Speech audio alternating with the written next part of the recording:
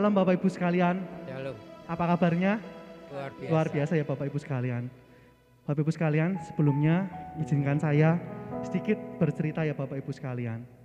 Beberapa minggu yang lalu saya mengalami yang namanya rasa jenuh Bapak Ibu sekalian. Nggak tahu kenapa dalam hidup saya rasanya setiap hari kayak jenuh, galau gitu kan.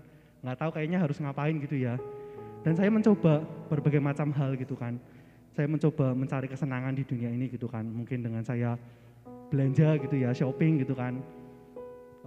Mengandalkan materi gitu kan, segala hal yang ada di dunia ini gitu kan. Atau mungkin saya jalan-jalan gitu kan. Refreshing, coba mungkin menenangkan pikiran atau hati. Mungkin kan saya pikir karena terlalu stres bekerja atau bagaimana gitu ya Bapak Ibu sekalian. Tetapi Bapak Ibu sekalian, ternyata apapun yang saya lakukan hasilnya percuma Bapak Ibu sekalian.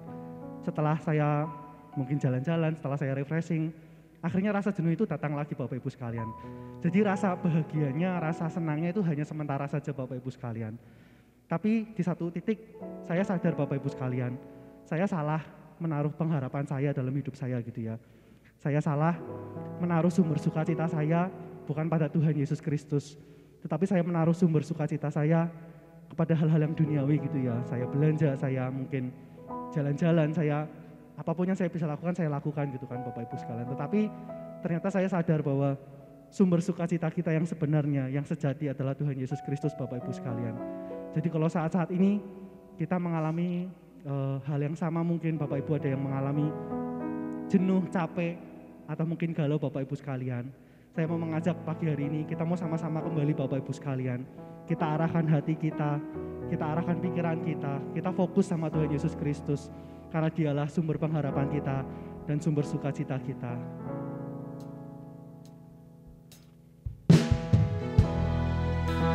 Ya Yesus.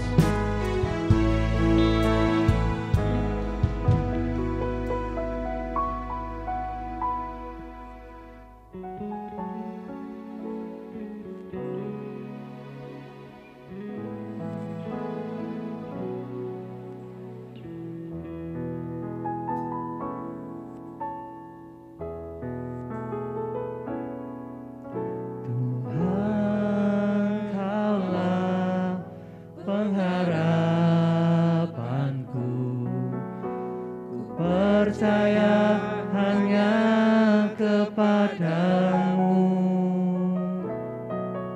Yesus Allah perlindunganku, Engkau yang selalu ku. Mari kita mau katakan lagi, Tuhan Kaulah pengharapan kami Tuhan. Tuhan Kaulah pengharapanku, ku percaya hanya kepadamu, Yesus Allah perlindunganku, Engkau yang selalu ku. Mari kita mau katakan lagi, Tuhan Kaulah pengharapan kami, Tuhan Kaulah pengharapanku, kami percaya Tuhan, percaya hanya kepadamu, Yesus Allah perlindunganku, Engkau yang selalu. Mulut kami memuji-Mu Tuhan, mulutku penuh dengan pujian kepadamu ya Yesus Tuhan. Sepanjang hari ku beri penghormatan kepadamu ya Allahku. Mulutku penuh dengan pujian kepadamu ya Yesus Tuhan. Sepanjang hari ku beri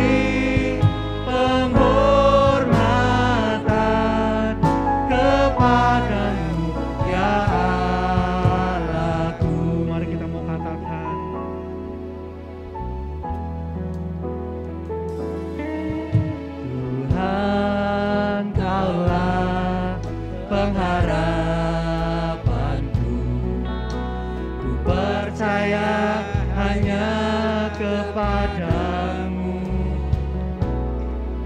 Yesus Allah perlindunganku, Engkau yang selalu ku puji.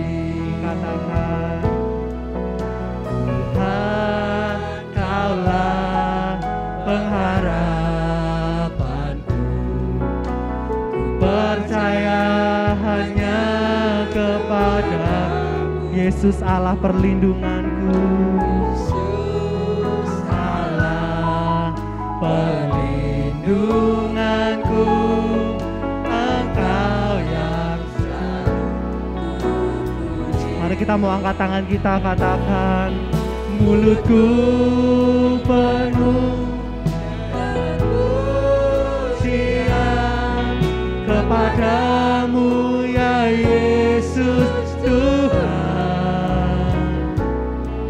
Sepanjang hari ku beri penghormatan kepadamu ya Allahku. Oh, mulutku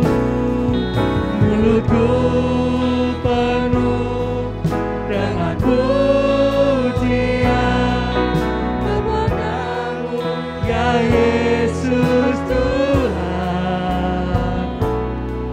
Sepanjang hari ku beri penghormatan kepadamu ya Allahku. Mari kita mau sama-sama bangkit berdiri Bapak Ibu sekalian. Kita mau katakan,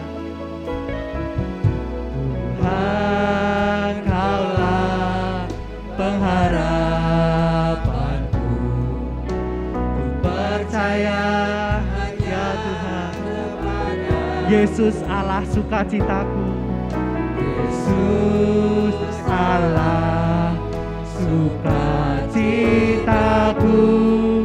Engkau yang selalu. Sekali lagi kita mau katakan sama-sama, Tuhan, Tuhan Kaulah pengharapanku, percaya hanya kepadamu,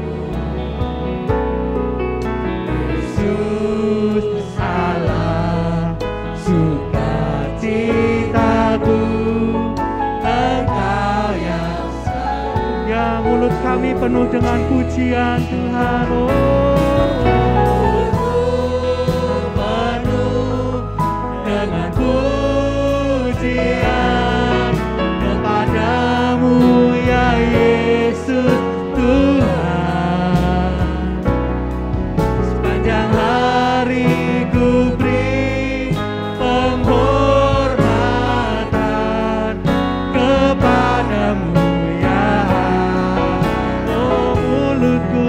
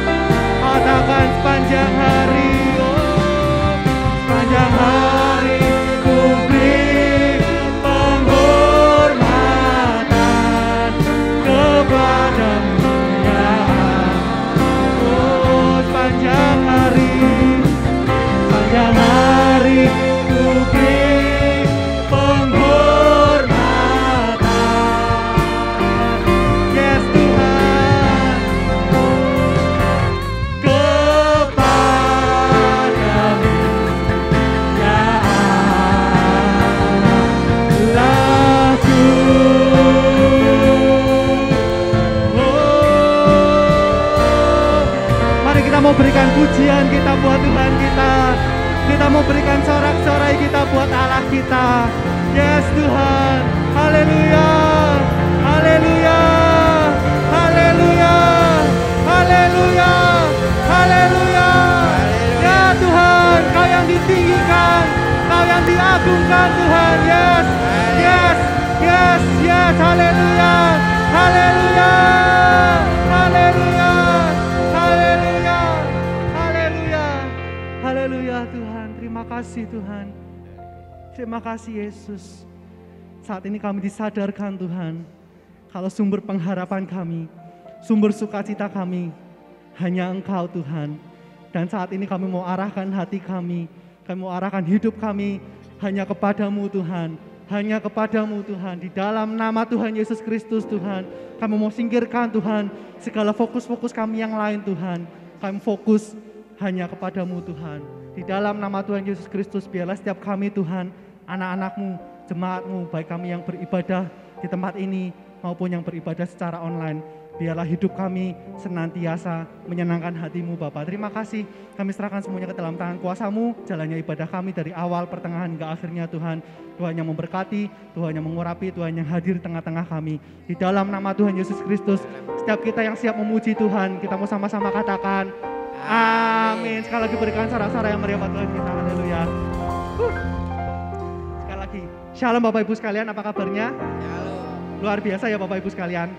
Oke, hanya di dalam Tuhan saja sumber kekuatan kita. Amin Bapak Ibu sekalian.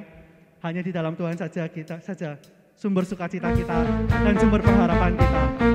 Mari kita mau sama-sama puji Dia. Yes Tuhan.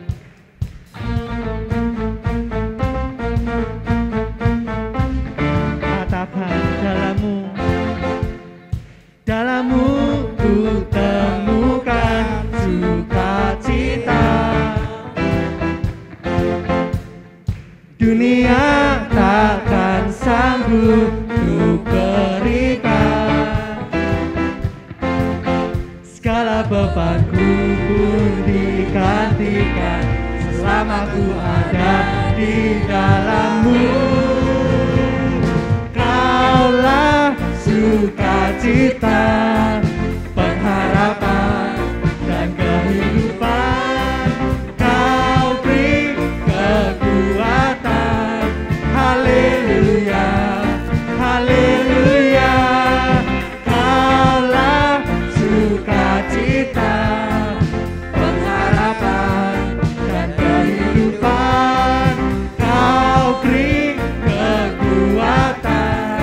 Haleluya. Semuanya selamanya. Katakan kau ada. Kau ada mendampingi setiap langkahku. Berikan kekuatan dengan Roh-Mu. Janji-Mu yang telah menuliskan, Ku punya rancangan yang indah. Semuanya katakan, Kaulah sukacita, pengharapan dan kehidupan. Kau beri kekuatan. Haleluya, haleluya. Kaulah sukacita, pengharapan dan kehidupan. Kau beri kekuatan. Haleluya, haleluya. Semuanya, Kaulah Sukacita, ya Tuhan. pengharapan dan kehidupan. Kau beri kekuatan. Haleluya, haleluya. Semuanya katakan, Kaulah sukacita, pengharapan dan kehidupan. Kau beri kekuatan. Haleluya, bersukacita,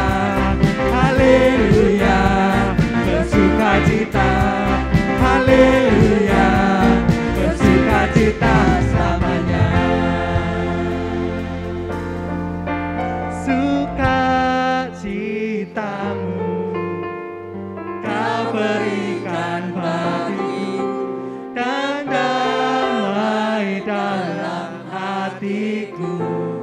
Oh katakan sukacitamu.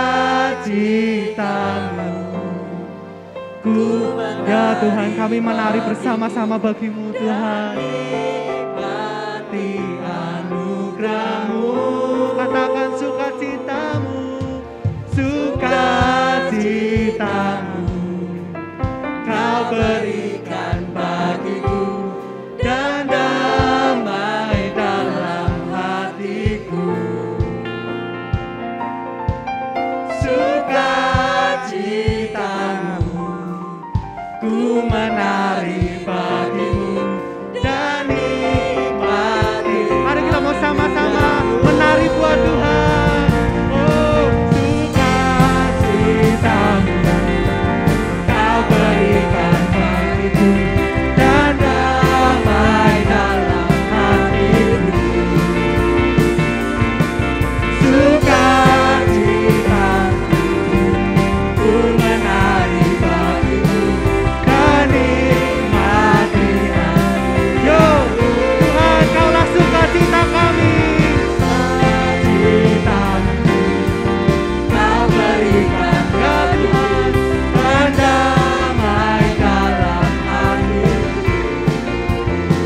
Oh, sukacitamu ku menari bagimu dan nikmati anugerah-Mu. Oh, dan nikmati anugerah-Mu, dan nikmati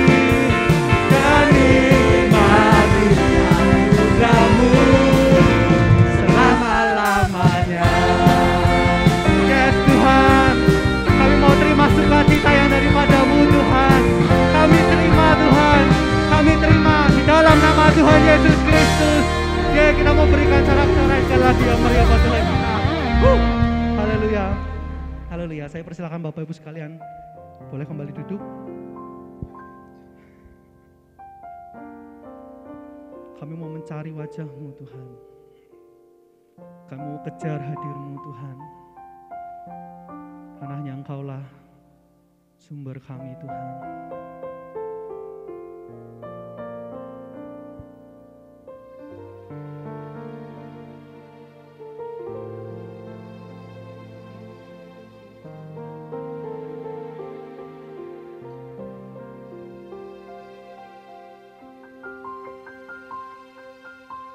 Ku cari wajah-Mu, temukan kasih-Mu. Kau bukan Tuhan yang jauh dariku.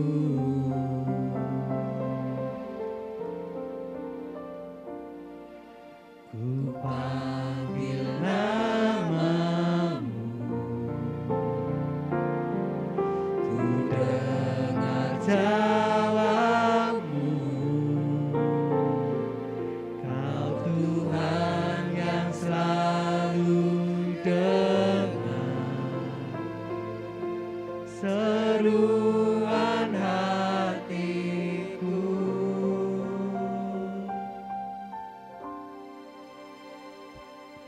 Sungguh indah Kau Tuhan,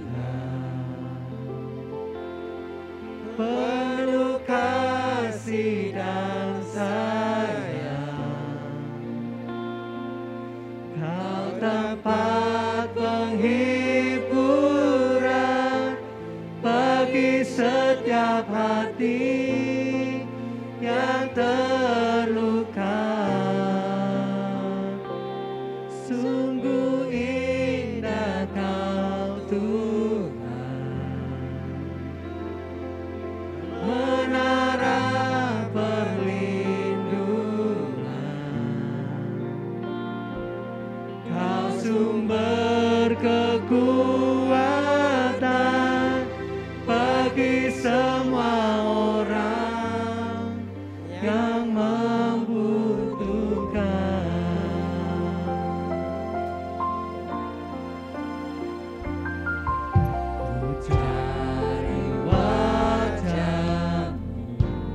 Ya Tuhan.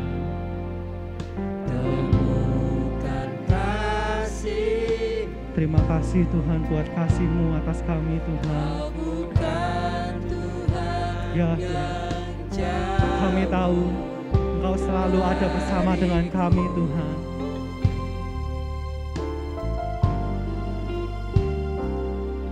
Ku panggil namamu, ku dengar jawabmu. Kau Tuhan yang selalu dengar seruan hati. Ya Tuhan, sungguh indah Kau Tuhan. Sungguh indah Kau Tuhan, penuh kasih dan sayang.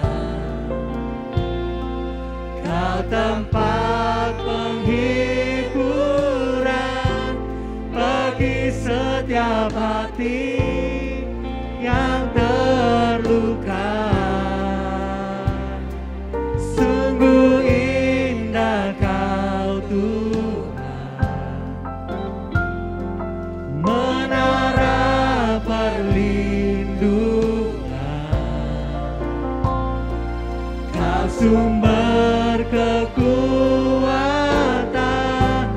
bagi semua orang yang membutuhkan. Mari kita mau angkat tangan kita, katakan.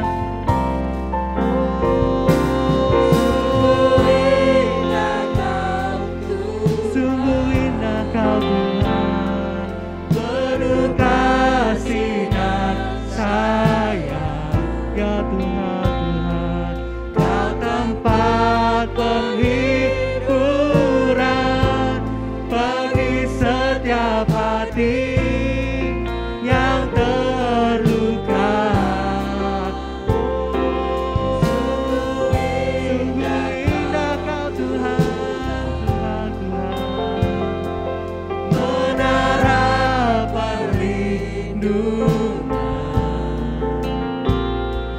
Kau sumber kekuatan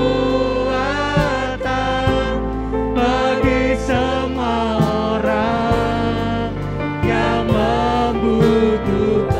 katakan sumber kekuatan, Sumber kekuatan, katakan sumber pengharapan,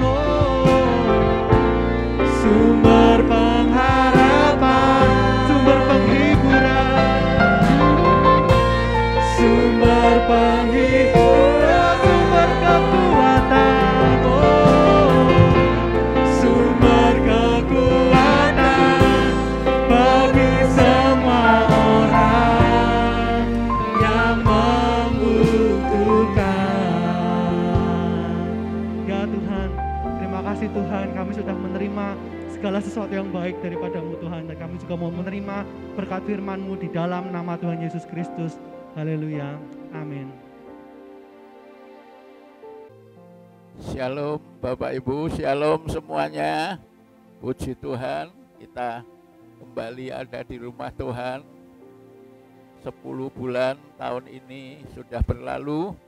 Kita masuk minggu pertama bulan yang ke-11 saat ini. Bulan November, bulan depan sudah Desember, kita mau kembali merayakan Natal dan memasuki tahun yang baru. Dan pagi ini atau saat ini Bapak Ibu, firman Tuhan akan mengambil tema nubuatan perjanjian lama yang digenapi Tuhan waktu Tuhan Yesus lahir ya. Ini kelahiran Tuhan itu sesuatu yang luar biasa karena sudah dinubuatkan ratusan bahkan ribuan tahun sebelum peristiwa itu terjadi. Jadi Natal bukan sesuatu yang terjadi tiba-tiba, tapi nubuatan yang ratusan tahun bahkan ribuan tahun sebelumnya sudah disampaikan oleh para nabi. Dan pagi ini atau saat ini kita akan mengamati Ya, paling tidak ada 5 macam nubuatan Perjanjian Lama yang digenapi Tuhan saat Tuhan Yesus lahir. Nah, nubuatan apa? Kita simak satu persatu.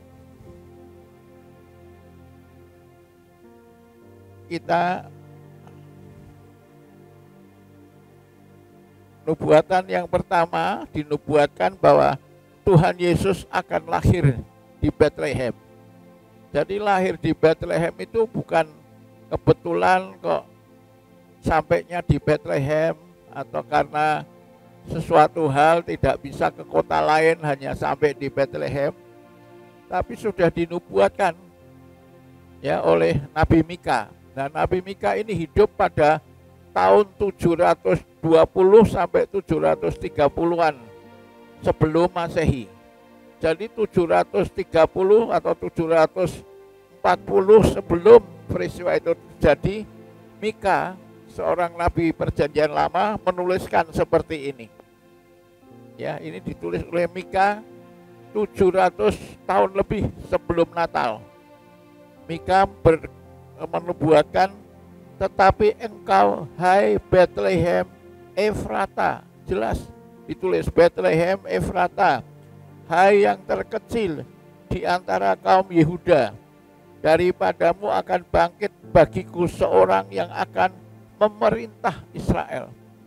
Dari kota kecil Bethlehem, ya, kota yang sunyi, kota yang sepi, ya. Kalau sekarang mungkin kota kecamatan, ya, tidak lebih dari itu.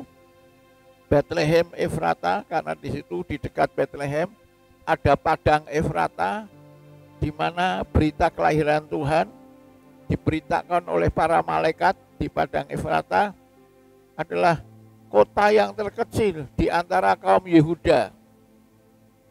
Dan dari keturunanmu, keturunan Bethlehem Yehuda ini, akan bangkit bagiku seorang yang akan memerintah Israel. Bangkit raja, ya, yang memerintah, raja yang memerintah Israel. Bahkan bukan saja memerintah Israel, tapi raja segala raja dan Tuhan segala Tuhan, yang permulaannya sudah sejak purbakala. Awalnya itu sejak zaman purbakala, sejak dahulu kala. Jadi waktu zamannya Mika mengatakan ini permulaan Tuhan Yesus itu sudah sejak purbakala, sudah jauh sebelum Mika menubuatkan, ya, sejak dahulu kala.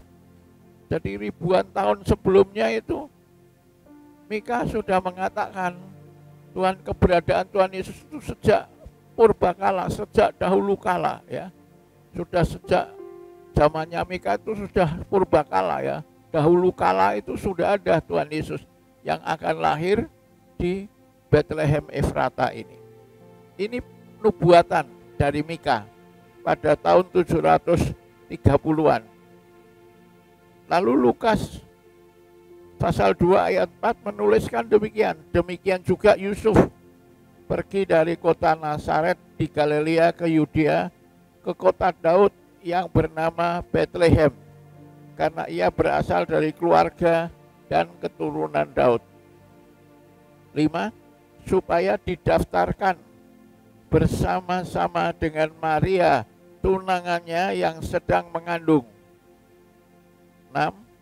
Ketika mereka tiba di situ, tibalah waktunya bagi Maria untuk bersalin. Ketika tiba di Bethlehem, tiba waktunya untuk Maria bersalin dan melahirkan seorang anak laki-laki, anaknya yang sulung. Lalu dibungkusnya dengan kain lampin dan dibaringkannya di dalam palungan, karena tidak ada tempat bagi mereka di rumah penginapan. Jadi lahirnya di kandang, ditaruh di tempat makan binatang, yaitu palungan. Jadi tidak ada tempat, di palungan, di kandang, ya. Lahirnya di mana? Di Bethlehem, seperti yang dinubuatkan oleh Mika. Jadi ketika Tuhan Yesus lahir 700-an tahun kemudian dari nubuat Mika ini digenapi. Ya, lahirnya di Bethlehem, di Bethlehem Efrata, dekat padang Efrata.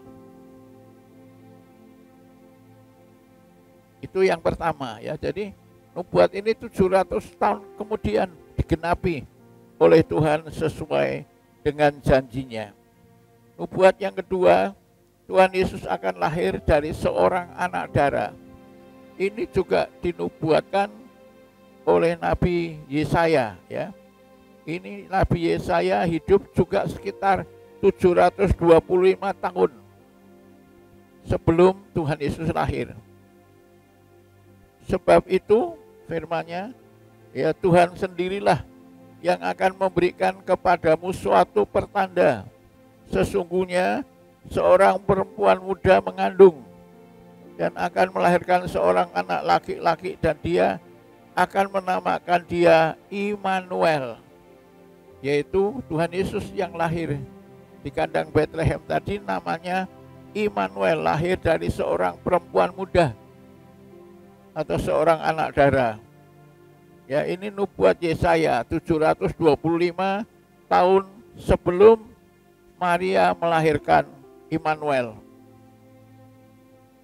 Digenapinya di mana? Oleh firman Tuhan Matius 1 ayat 19. Karena Yusuf suaminya seorang yang tulus hati dan tidak mau mencemarkan nama istrinya di muka umum, ia bermaksud menceraikannya dengan diam-diam. Karena Yusuf kaget ketika tahu bahwa istrinya itu hamil. Ya, padahal mereka belum menikah, baru bertunangan. Dan Yusuf ya berpikir daripada dibuka secara umum nanti istrinya dipermalukan dan bisa dihukum mati, karena pada waktu itu hukuman untuk perempuan yang berzina itu hukuman mati. Maka diam-diam Yusuf bermaksud untuk menceraikan Maria ya. Menceraikan Maria, tetapi ayat 20, ketika ia mempertimbangkan maksud itu, malaikat Tuhan menampakkan kepadanya dalam mimpi dan berkata, Yusuf anak Daud, jangan engkau takut mengambil Maria sebagai istrimu, sebab anak yang di dalam kandungannya adalah dari Roh Kudus. Ya, anak yang dikandungnya itu bukan hasil hubungan suami istri, tetapi adalah karya Roh Kudus, pekerjaan Roh Kudus, hasil dari Roh Kudus.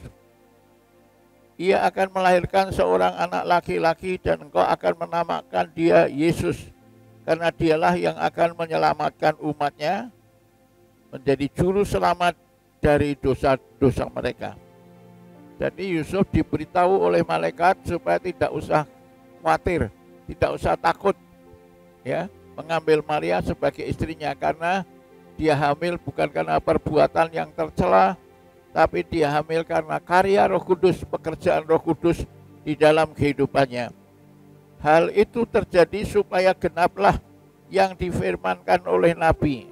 Ya, firman apa? Yaitu sesungguhnya anak darah itu akan mengandung. Ya, perempuan muda anak darah akan mengandung dan melahirkan seorang anak laki-laki, dan mereka akan menamakan dia Immanuel, yang berarti Allah menyertai kita.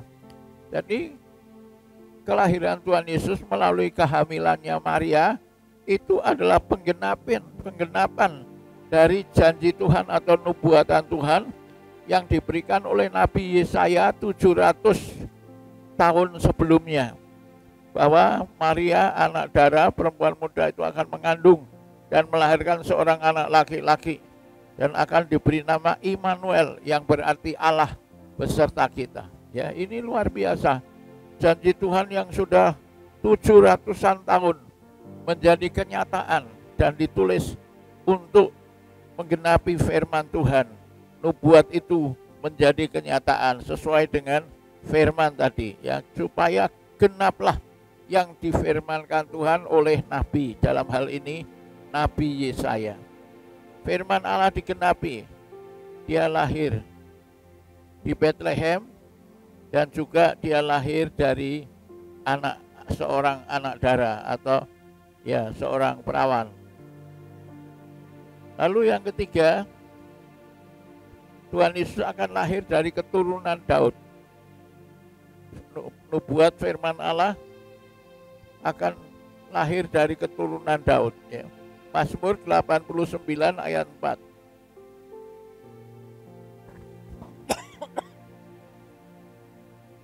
Engkau telah berkata, telah kuikat perjanjian dengan orang pilihanku, orang pilihan Tuhan. Aku telah bersumpah kepada Daud hambaku. Ya, orang pilihanku, kata Tuhan, adalah Daud hambaku. Untuk selama-lamanya aku hendak menegakkan anak cucunya dan membangun tahtamu turun-temurun. Tuhan sudah berjanji untuk menegakkan anak cucu Daud dan membangun tahta Daud turun-temurun. Ia menumbuhkan seorang tanduk keselamatan bagi kita dalam keturunan Daud, yaitu Tuhan Yesus hambanya itu. Ya, Daud hamba Tuhan ini diteguhkan perjanjiannya dalam sebuah tanduk keselamatan. Lukas 1:69. Ya, jadi Tuhan Yesus menggenapi firman, dia akan lahir dari keturunan Daud. Ya, jadi anak cucunya Daud, keturunan Daud, Raja Daud. Dan itu digenapi setelah 700-an tahun. Nubuat Nabi Yesaya menjadi kenyataan. Oh ya, Mazmur ya. Mazmur ini juga ditulis sekitar 500 tahun sebelum Natal. Yang keempat, dinubuatkan oleh firman Tuhan akan terjadi ratapan karena bayi-bayi yang dibunuh. Ya, ini dinubuatkan oleh Nabi Yeremia yang hidup juga sejaman dengan Yesaya, ya 730-an tahun ya, dengan tadi Mika, Amos, Obadja, Nahum ya. Itu nabi-nabi Tuhan yang hidup di antara tahun 700 sampai 750 sebelum Masehi. Beginilah firman Tuhan. Yeremia berkata, dengar, di Rama terdengar ratapan, tangisan yang pahit. Mengapa? Rahel, ibu-ibu menangisi anak-anaknya. Ia tidak mau dihibur karena anak-anaknya, sebab mereka tidak ada lagi. Mengapa tidak ada lagi? Karena dibunuh oleh Raja Herodes. Ya, ketika Raja Herodes tahu bahwa Tuhan Yesus lahir dan orang Majus yang disuruh untuk meninjau, menyelidiki tempat di mana Tuhan Yesus lahir untuk lapor kepada Herodes. Herodes berkata, supaya aku pun datang untuk menyembah dia ya. Tapi Herodes bohong. Dia datang bukan untuk menyembah Tuhan Yesus, tapi untuk membunuh Tuhan Yesus. Jadi ketika tahu bahwa orang Majus pulang melalui jalan lain, tidak lewat Yerusalem, Herodes marah dan membunuh bayi-bayi di bawah usia 2 tahun. Ya, dibunuh di Yerusalem. Dengan demikian genaplah firman yang disampaikan oleh Nabi Yeremia, yaitu tadi bahwa di Rama akan terdengar tangisan perempuan-perempuan, ibu-ibu yang diistilahkan dengan Rahel karena anak-anaknya yang dibunuh oleh Herodes. Terdengar suara di Rama, tangis dan ratap yang amat sedih. Ini Matius ya, sudah terjadi. Rahel menangisi anak-anaknya dan tidak mau dihibur, sebab mereka tidak ada lagi, karena anak-anak mereka dibunuh oleh Herodes. Jadi digenapi 700-an tahun lewat, janji Tuhan digenapi dalam kehidupan mereka. Jadi satu demi satu janji Allah, nubuatan perjanjian lama digenapi ketika Tuhan Yesus lahir. Dan yang kelima, Tuhan Yesus akan lahir dari keturunan Abraham. Ini ditulis dalam kitab Kejadian. Kitab Kejadian itu mungkin 1000 tahun ya Sebelum Natal itu sudah ditulis kitab Kejadian, kitab yang pertama dalam Alkitab kita. Ketika itu Tuhan menampakkan diri kepada Abram dan berfirman, "Aku akan memberikan negeri ini kepada keturunanmu." Maka didirikannya di situ mezbah bagi Tuhan yang telah menampakkan diri kepadanya. Ini janji Tuhan kepada Abraham bahwa keturunannya itu akan diberkati Tuhan, akan diteguhkan Tuhan untuk menjadi jalan keselamatan bagi umat manusia di dunia.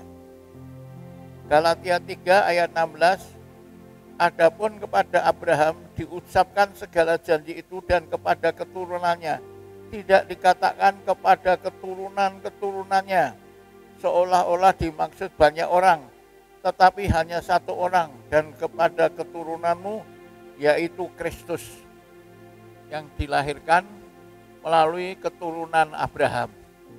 Jalan keselamatan diteguhkan, ditegakkan melalui keturunan Abraham. Jadi itulah saudara, 5 nubuatan, dan mungkin ya masih ada banyak lagi nubuatan-nubuatan yang lain digenapi pada waktu Tuhan Yesus lahir. Apa ini artinya, saudara? Kalau boleh menarik sebuah kesimpulan, ini digenapi dalam Galatia 3 ayat 17, nubuatan dalam Kejadian tadi. Maksudku ialah janji yang sebelumnya telah disahkan Allah tidak dapat dibatalkan oleh hukum Taurat. Jadi janji Tuhan tidak dapat dibatalkan. Yang baru terbit 430 tahun kemudian, sehingga janji itu hilang kekuatannya. Jadi janji Tuhan tidak dapat dibatalkan oleh siapapun, bahkan oleh hukum Taurat sekalipun. Janji Tuhan, janji yang digenapi.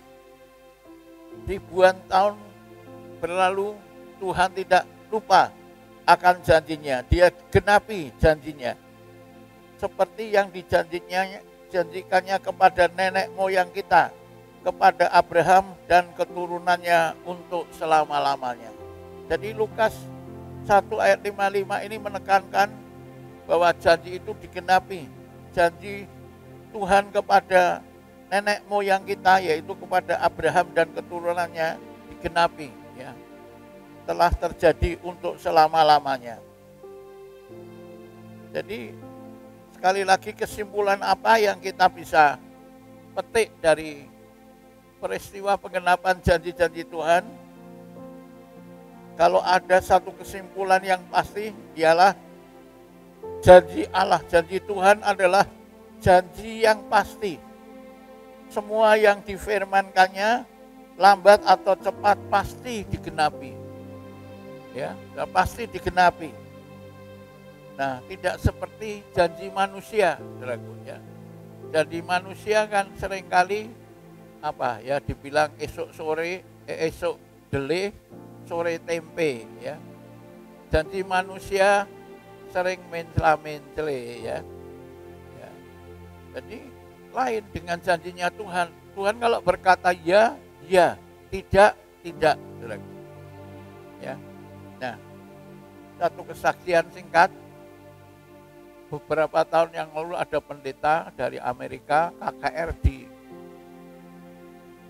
mana itu ya, di Trilumba Juang. KKR kesembuhan. Dan saya menjadi penerjemah dan salah satu panitia. Jadi saya mengikuti KKR tiap sore, selesai jam 10 malam, ya, karena mulai jam 6, jam 7 KKR 3 jam baru selesai.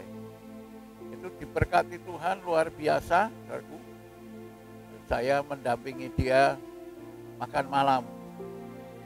Waktu makan malam dia cerita tentang betapa hebatnya Amerika, ya.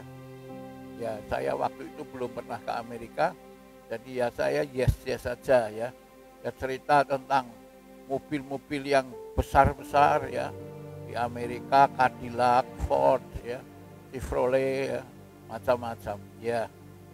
Dia akhirnya cerita tentang sepatu sepatu Amerika itu katanya luar biasa ya, karena saking penaknya dipakai itu, kalau dipakai ora kroso, tidak berasa pakai sepatu.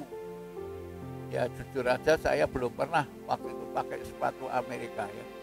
Tapi ya tak yani aja ya, saya memang belum pernah ke Amerika, belum tahu sepatu Amerika seperti apa. Ya. Dan tiba-tiba tidak saya duga, dia tanya kepada saya, Pak Yohan, sepatumu nomor piro? Ya, berapa nomor sepatumu? Saya langsung menjawab 41, 41, yes. Ini ya Pak Yohan, nanti kalau saya sudah pulang ke Amerika, tak belikan sepatu Amerika, tak kirim ke Indonesia. Wah, saya kaget dan senang sekali ya saudaraku. Siapa yang tidak senang mau dipakai sepatu, diberi sepatu yang dipakai ora kroso, dinggo ora kroso. Wah, saya pulang tidak bisa tidur. Ngimpi-ngimpi ya. Pakai sepatu sing dinggo ora kroso, kayak apa? Tapi apa yang terjadi 1 minggu, saya tunggu ora teko. 2 minggu tidak datang. 1 bulan tidak ada kabar. Sampai sekarang tidak ada apa-apa. Wah, dalam hati ya saya rodok grudel ya. Oh, pendeta kok janji kok. Ya mencela-mencela. Esok dele sore tempe ya. Wong saya ya ndak minta. Kalau dia ndak kepingin kasih, boh ya ndak usah janji. Tapi rupanya Tuhan tahu keinginan saya itu menggebu-gebu ya untuk pakai sepatu Amerika. Dan tiba-tiba saya dapat undangan untuk pelayanan ke Amerika. Saya dikirimi tiket, berangkat ya Pak Yohan ke Amerika. Saya berangkat. Waktu sendirian tidak sama Bu Yohan, saya berangkat naik pesawat ke Amerika. Saya tiba KKR di sana, lalu saya dikasih amplop, berkat kasih, dikasih berkat di sana. Nah, masih ada 1-2 hari, besoknya ada orang sana yang berkata, orang Indonesia, ya ini gereja Indonesia yang ada di Amerika. Ada yang ngomong, siapa yang mau ikut downtown, mau ke kota Los Angeles, waktu itu di kota Los Angeles. Siapa yang mau ikut ke Los Angeles? Saya ya. Saya langsung ngacung, saya mau ke Los Angeles. Oh ya, terus tanya, mau ada apa Pak Yohan ke Los Angeles? Mau beli sepatu. Mau beli sepatu. Cari sepatu sing dinggo ra kroso. Lah saya sudah punya uang, sudah ada di Amerika ya. Saya pikir ini kesempatan baik, saya mau pergi ke downtown Los Angeles dan mencari sepatu yang dipakai tidak berasa. Betul, akhirnya saya ke kota cari sepatu. Saya masuk satu toko, saya mau coba sepatu Amerika. Tapi kok aneh ya, dinggo kroso, saudaraku. Dinggo kroso ya, tidak ora kroso. Wah, mungkin ini salah toko. Cari aja toko lain ya. Saya pindah ke toko lain, nyoba lagi sepatu, dinggo kroso. Lagi neng di cari sepatu sing dinggo ora kroso. Sampai puluhan sepatu, mungkin yang nganter saya ini pendeta kok rewel menggolek sepatu kok 10 toko, niat tuku apa ndak kok batal kabeh ya. Saya ndak berani cerita, cari sepatu yang dinggo ora kroso. Puluhan sepatu saya cari satu-satu, saya cobain kroso kabeh, saudaraku. Waduh lah ini gimana? Kroso kabeh. Akhirnya ya sudahlah. Masa kok ndak beli ya, sudah kangelan nganter saya nyobain puluhan toko ya. Ya sudah, akhirnya saya beli satu. Dinggo ya kroso. Cuma ya saya bersyukur ya dapat beli sepatu Amerika. Nah, saya bawa pulang ya. Krosone kroso kayak sepatu Indonesia, tetap berasa. Jadi mungkin kalau bilang sepatu Amerika dipakai tidak berasa, dinggo ora kroso, itu mungkin ya ada bohongnya ya. Saya tidak menuduh, tapi setelah saya mencoba sendiri kok kroso kabeh. Tidak ada yang dinggo ora kroso, jadi mungkin ya ada bohongnya di situ. Ya sudah saya beli ya itu. Jadi ini janji manusia, janji mau membelikan, nanti dikirim ke Indonesia. Sampai sekarang ya janjinya bus ya, tidak ada apa-apanya. Tapi Allah tidak begitu, saudara. Kalau Tuhan Allah berjanji, ya pasti akan digenapi. Ratusan tahun, ribuan tahun, tetap Tuhan setia.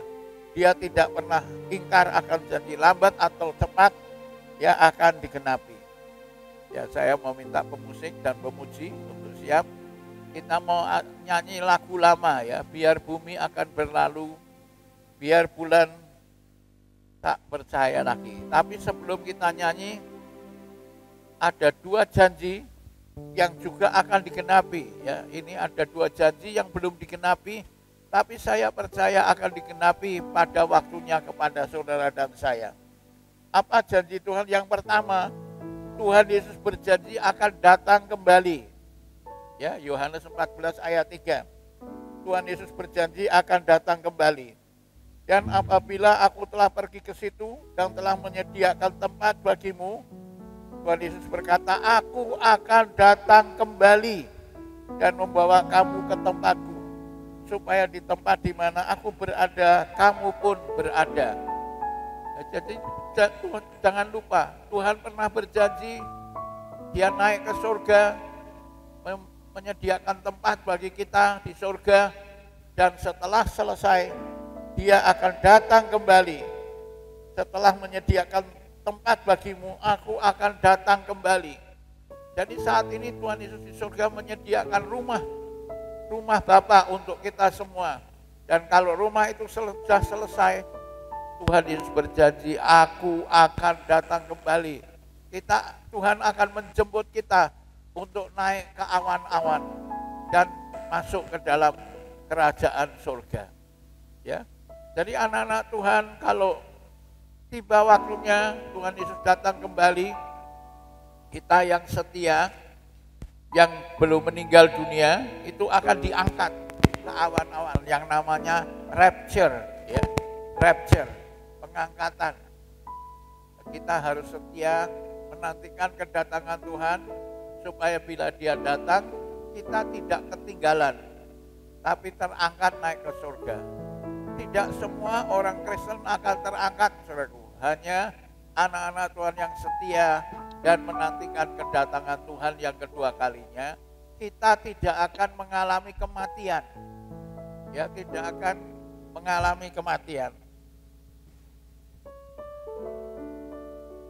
Ya, tapi akan diangkat naik ke surga waktu Tuhan Yesus datang. Itu janji yang pertama, aku akan datang kembali, akan digenapi ya dalam kehidupan saudara dan saya. Yang kedua, Tuhan Yesus juga berjanji untuk membuka pintu langit dan memberkati hidup kita. Ya, Maliaki 3 ayat 10.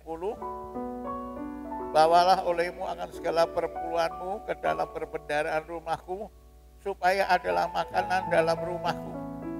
Dan cobailah akan daku dengan demikian, kalau tiada aku membuka akan kamu segala pintu langit dan mencurahkan kepadamu berkat yang tiada sempat kamu taruh. Demikianlah firman Tuhan, serwa sekalian alam. Beberapa hari yang lalu saya telepon seorang saudara, seorang bapak yang sedang stres. Ya. Kenapa stres? Karena dia cerita 1,5 tahun masa pandemi, dia tidak punya penghasilan, tidak punya pemasukan. Ya. Pabriknya tutup, tidak bekerja. Ini baru mulai, pegawai-pegawainya kerja lagi, tapi setengah hari. Ya, gajinya, bayaran karyawan setengah kerjanya juga setengah hari. Jadi ya tidak maksimal ya. Sudah mulai ada penghasilan, pemasukan, tapi ya tidak maksimal ya, turun banyak. Jadi dia agak stres karena ya maklum ya, keadaan berubah, pemasukan berubah, dan padahal kan ya juga pengeluaran mungkin tetap jalan seperti biasa. Kalau saya sampaikan firman Tuhan supaya kita berharap kepada Tuhan ya, dan jangan banyak pikiran, karena dia sudah punya sakit ya, punya sakit jantung. Jadi kalau banyak pikiran nanti berat untuk jantungnya. Tapi Tuhan berjanji kalau kita taat dan setia, ya, jadi bukan saja taat tapi setia, Tuhan akan membuka segala pintu langit. Ya, pintu langit ini apa ya? Pintu langit ini pintu kesehatan, pintu kesembuhan, pintu berkat, pintu pertolongan, pintu kelimpahan, segala pintu. Ya, nah Tuhan ingin Bapak Ibu kita melihat pintu langit dibukakan bagi kita. Memang taat ya, perpuluhan itu baik. Tapi saya mau ajak Bapak Ibu jangan sekali, dua kali, sebulan, 2 bulan, ya lalu tidak mengalami apa-apa, kita menjadi kecewa. Ya. Tuhan mau kita setia, saudaraku.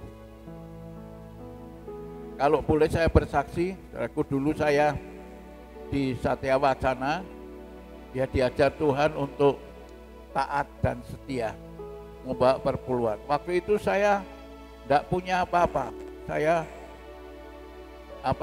datang dari desa, ya, dan tidak punya modal apa-apa, saudaraku. Bahkan kalau waktu pacaran dengan Bu Yuhan itu saya naiknya sepeda, padahal di Salatiga kan naik turun, saudaraku.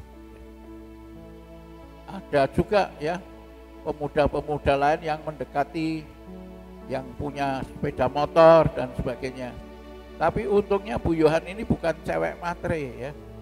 Kalau cewek matre ya sudah tidak ada kesempatan dapat Bu Yohan ya. Saya dengar ada seorang pemuda di gereja kita akan mengajak nikah pacarnya. Pacarnya punya 2 syarat. Syaratnya apa? 1, dia sudah punya rumah sendiri. Ya. Sudah punya rumah sendiri, tidak mau ikut orang tua, punya rumah sendiri. 2, harus sudah punya tabungan minimal 1 miliar atas namanya. Punya tabungan minimal 1 miliar atas namanya. Kalau tabungan orang tua tidak mau, harus tabungan anak itu sendiri. Nah coba kalau misalnya Bu Yohan syaratnya seperti itu, ya boro-boro punya rumah, motor aja tidak punya, ya punyanya sepeda. Tapi saya belajar taat perpuluhan di Salatiga, di gereja saya berbakti di sana, saya taat ya, walaupun tidak seberapa. Anak kos perpuluhannya kan tidak seberapa, saudaraku. Ya, saya setia 1 tahun, 2 tahun, 3 tahun, 4 tahun, 5 tahun. Saya taat tiap bulan, saya bawa perpuluhan kepada Tuhan. Secara manusia rasanya bertanya-tanya, loh mana Tuhan janjimu? Katanya mau membuka pintu langit ya.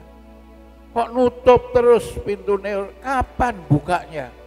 Saudara pernah merasa begitu dalam hidupmu? Pintu langit seperti tertutup, kapan bukanya? Kok orang buka-buka, kok nutup terus? Tapi saya belajar taat, setia, sampai 5 tahun taat, tidak mengalami apa-apa, saya tetap setia, taat. Sampai akhir dari tahun ke-5, ya ujuk-ujuk, tiba-tiba mak jegagi, saya dapat beasiswa untuk studi lanjut ke Australia. Nah itu, Allah mulai buka pintu, buka jalan, buka pintu langit. Yang pertama, Tuhan buka pintu untuk saya berangkat ke Australia. Ya. Nah, saya berangkat, ya, Tuhan buka jalan, buka pintu langit, pintu beasiswa, saya berangkat ke Australia. Nah, di Australia tentu hidup saya tidak sama, ya, tidak ngontel sepeda lagi. Di Australia sepedanya diganti Holden, ya. Waktu itu yang sedang terkenal Holden spesial. Lalu saya dapat Holden di Australia. Jadi tidak lagi ngontel tapi nyetir, ya. Nyetir Holden di sana. Dan saya diberkati Tuhan. Berlimpah-limpah, saudara. Saya mahasiswa, mobil saya 3, saudara. Ada Holden spesial, ada mobil Vauxhall. Mobil Vauxhall itu mobil besar kayak Ford, ya, mobil Ford itu. Itu kayak Chevrolet yang besar zaman dulu itu. Itu Vauxhall itu Holdennya Inggris. Kalau Australia punya Holden, Inggris punya Vauxhall gitu ya. Jadi Vauxhallnya Holdennya Inggris namanya Vauxhall. Dan sebuah Morris Minor, ya, mobil kecil, Morris kecil. Nah, jadi saya diberkati Tuhan. Tuhan mulai buka, bukan saja pintu beasiswa, pintu kelimpahan dibuka dalam hidup saya. Dan tidak hanya waktu di Australia, saya diberkati Tuhan luar biasa. Sampai pulang ke Indonesia, juga Tuhan berkati hidup saya. Sampai sekarang Tuhan berkati luar biasa hidup saya. Ya, itu yang saya rasakan. Pintu demi pintu, pintu langit, pintu berkat, pintu rezeki, ya, dibuka oleh Tuhan. Pintu pertolongan, pintu mujizat, pintu demi pintu dibuka oleh Tuhan. Ya, Tuhan berjanji bukan saja kepada saya, tapi Bapak Ibu, kalau saudara ingin melihat pintu langit dibuka, pintu berkat dibuka, pintu kesehatan dibuka oleh Tuhan dalam hidup saudara, mari kita imani firman Tuhan, ya. Sebentar kita mau membawa nanti perpuluhan kita kepada Tuhan. Dan kalau saudara sudah membawa taat, bawa perpuluhanmu tapi belum mengalami perubahan hidup saudara, belum mengalami mujizat pintu langit terbuka dalam hidup saudara, saya dorong Bapak Ibu setia 1-2 bulan setia, 1-2 tahun setia, ya, bahkan mungkin 10 tahun setia. Saya jamin dalam nama Tuhan Yesus akan tiba saatnya engkau terkagum-kagum melihat pintu langit dibuka Tuhan dalam kehidupan saudara, bahkan dalam kehidupan anak cucu saudara. Berkat Tuhan akan dilimpahkan.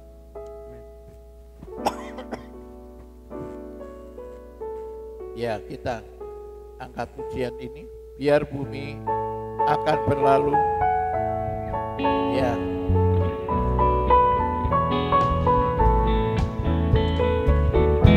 Biar bumi akan berlalu, biar bulan tak bercahaya lagi, biar langit akan bergoncang, matahari tak bersinar lagi, tetapi Tuhan Yesusku tak pernah ingkar janji. Semua yang difirmankannya pasti akan digenapi. Biar bumi akan berlalu, biar bulan tak bercahaya lagi, biar langit akan bergoncang, matahari tak bersinar lagi, tetapi Tuhan Yesusku tak pernah ingkar janji. Semua yang difirmankannya pasti akan digenapi. Shalalalalalalalala, aku cinta Yesus. Shalalalalala.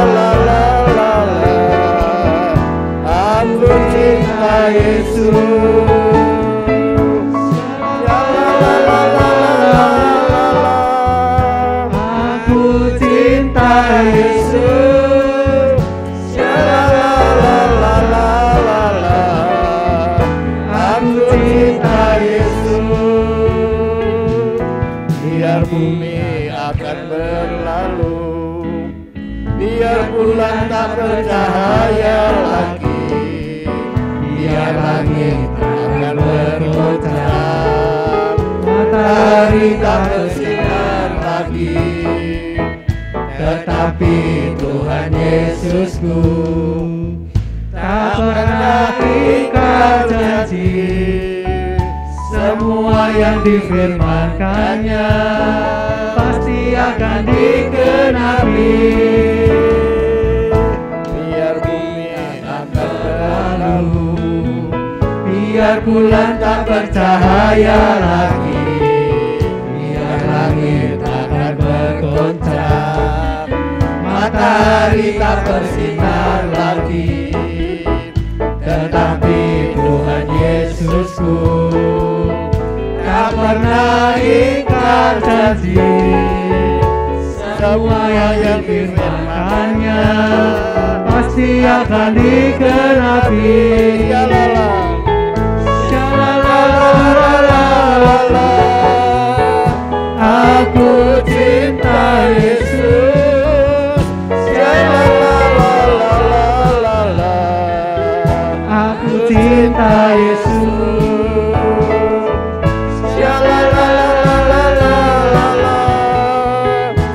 Aku cinta Yesus.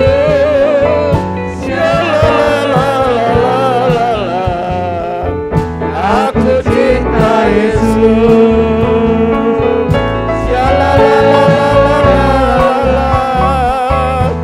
Aku cinta Yesus.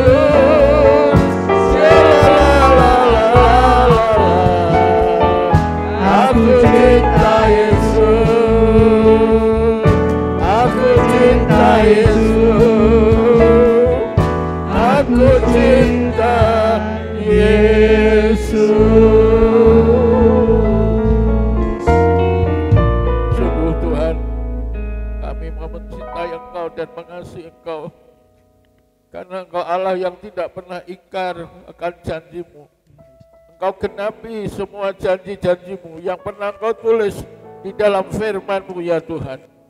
Janji kedatangan-Mu yang kedua kalinya pasti akan Kau genapi pada waktunya untuk mengangkat kami masuk dalam kerajaan Allah. Demikian juga janji perpuluhan bahwa Engkau akan membuka pintu langit dan memberkati kami berkelimpahan. Engkau adalah sumber kekuatan kami, sumber pertolongan kami, sumber berkat kehidupan kami, Kau sumber kesehatan kami, Kau sumber segalanya dalam hidup kami. Terima kasih Tuhan.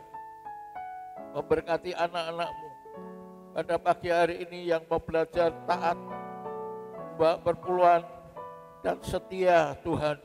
Walaupun mungkin telah beberapa saat kami taat, belum mengalami janji-Mu Tuhan dan penggenapan firman-Mu, tetapi kami percaya akan tiba saatnya Tuhan, janji-Mu digenapi dalam hidup kami. Dan Kau nyatakan firman-Mu, janji-Mu menjadi kenyataan. Terima kasih. Dalam berkat nama Tuhan Yesus, berkati firman-Mu yang telah kami dengar. Dan mari Tuhan adakan suatu terobosan, transformasi, breakthrough dalam rumah tangga kami, dalam pekerjaan kami, dalam ekonomi kami.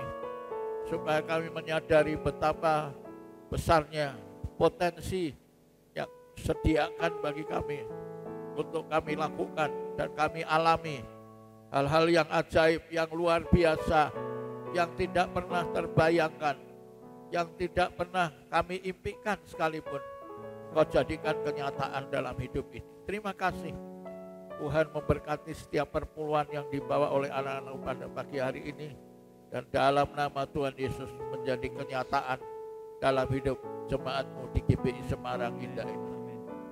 Terpujilah nama-Mu Bapa, firman-Mu tidak akan kembali dengan sia-sia. Dan orang-orang yang taat akan mengalami apa yang Kau firmankan menjadi kenyataan dalam hidup kami semua. Dalam berkat nama Tuhan Yesus Kristus kami berdoa dan mengucap syukur. Haleluya. Amin. Ya Bapak Ibu, nanti kita dapat membawa perpuluhan melalui kotak yang disediakan di belakang. sebelah kanan untuk perpuluhan, yang kiri untuk persembahan kolektor kita kepada Tuhan. Ya, puji Tuhan, Tuhan memberkati Bapak Ibu dan selamat mengalami janji Tuhan dalam hidup saudara. Amin. Haleluya. Shalom jemaat kasih Tuhan. Saat ini saya akan sampaikan beberapa informasi kegiatan gereja kita. Untuk informasi yang pertama, ibadah onsite kita minggu depan di tanggal 14 November 2021 masih diadakan pada pukul 8 pagi dan firman Tuhan akan disampaikan oleh pendeta pembantu Yohan Immanuel Praitno. Dan bagi jemaat yang belum bisa hadir di dalam ibadah onsite, dapat tetap mengikuti ibadah secara online pada pukul 5 sore di channel YouTube GBI Semarang Indah. Dan bagi Bapak Ibu yang memberikan persembahan bagi pelayanan dan pekerjaan Tuhan, amplop persembahan dapat dimasukkan ke dalam kotak persembahan yang ada pintu keluar gereja ketika nanti Bapak Ibu akan pulang. Yang selanjutnya, untuk mendukung dan memeriahkan ibadah ucapan syukur tahun baru, GBI Semarang Indah menawarkan kaos praise worship yang akan kita pakai bersama-sama di dalam acara ucapan syukur tahun baru pada tanggal 2 Januari 2022. Dan bagi Bapak Ibu yang ingin ikut berpartisipasi, dapat memesan kaos yang kami sediakan tersebut.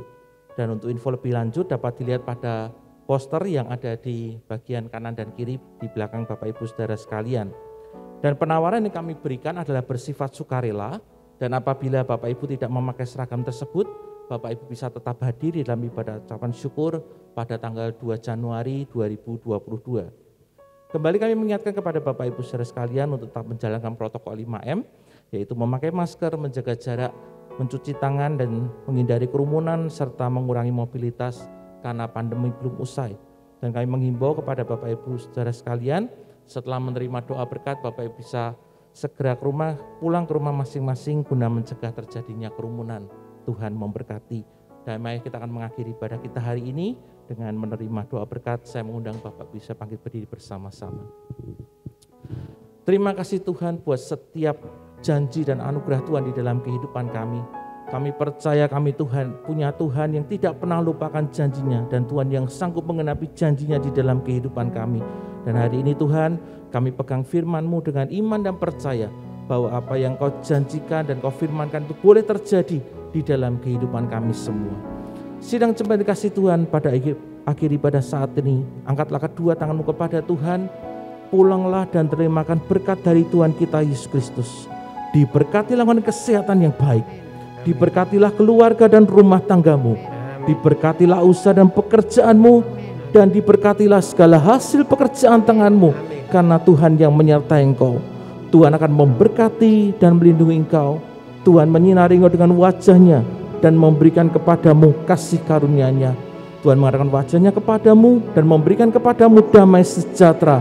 Mulai saat ini sampai Maranatha, Tuhan Yesus datang untuk kali yang kedua. Mari kita semua yang percaya katakan dengan iman bersama-sama. Amin.